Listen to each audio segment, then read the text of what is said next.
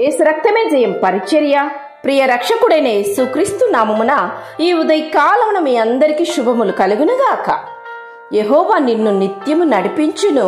క్షామ కాలమున ఆయన నిన్ను తృప్తిపరచి నీ ఎముకలను బలపరిచి నీవు నీరు కట్టిన తోటవలెను ఎప్పుడు ఉబుకుచుండు నీటి ఊటవలెను ఉండేదవని దేవుని వాక్యం సెలవిస్తుంది.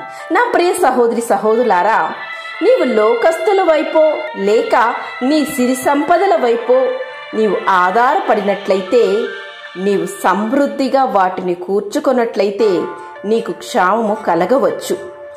ఆహారము లేకపోతే శరీరం శక్తిని కోల్పోతుంది, ఎముకలు సత్వతను కోల్పోతాయి.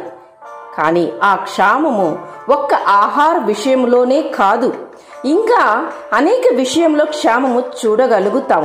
అతిగా ప్రేమించిన వారిలోనూ కొరత, మనశ్శాంతి విషయంలోనూ కొరత, ఇంకా ఎన్నో.